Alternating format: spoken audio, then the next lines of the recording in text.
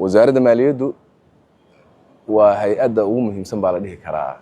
qaranka halbowlaha hay-adaha dalka waa meeshii runtii dalkaani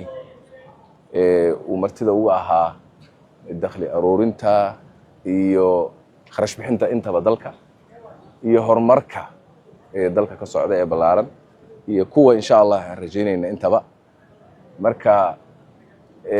runtii culays weyn ayaa wasaaradda ka haystay dhinaca xarunta ay ku shaqaynayso waxaan ku tilmaami karaa dadka wasiirku ugu horeeyo ee ka shaqeeya wasaaraddan dad naftood horeeyaal ah oo runtii halis badan xatal ku soo shaqaynayay dhismaha soo gaboobay oo culays badan ka jiray digniino badan ka soo baxeen oo inuu dadka ku duldumo runtii aan cabsi badan ka qabnay ayaa haddana muddo dheer lagu shaqaynayay oo ay xukuumadihii kala duwanaa ee dalka soo maray ay ku shaqaynayeen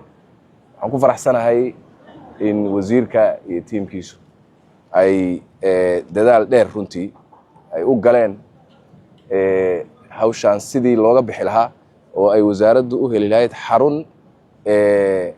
bad qabta fayadhowrkeedu fiican yahay dadkuna ay ku shaqayn karaan wasaaraddana qaada casri ah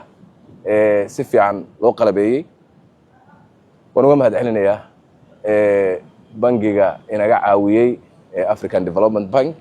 oo runtii mashaariic fara badan dalkan ka wada nooga fuliyey haddana kuwa badan aan ka rajaynayno aad iyo aad bay ugu mahadsan yihiin inay naga caawiyaan hawshaas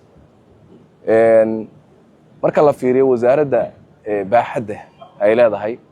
inkastoo meelo kala duwan ay ku shaqayso haddana wasaaraddani waa wasaaradaha ugu weyn wasaaradaha ugu waaweyn wasaaradaheenna waaye marka xaruntu dabcan marka loo fiiriyo saan sheegay baaxadda wasaaraddu ay leedahay way ku yartahay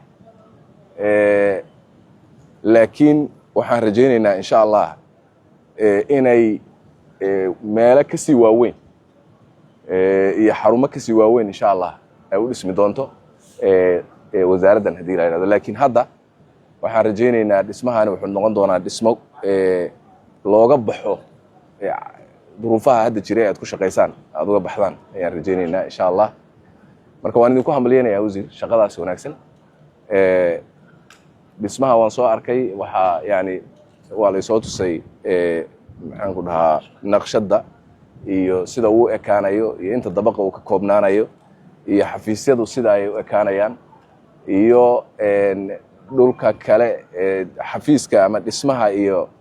sida maxaan ku dhahaa environmentiga green u yahay sida loogu dadaalay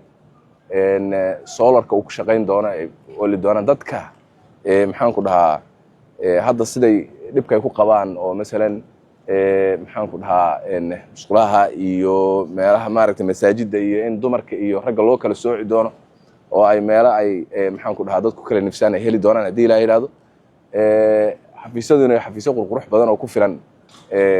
shaqaalaha iyo madaxda dawladdaba ay yihiin ama wasaaradda ay yihiin marka aad iyo aad baan ugu faraxsanahay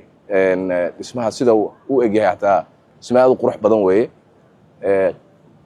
waxaan rajaynayaa insha Allah in Ilaahay si dhib yar uu inoogu dhameeyo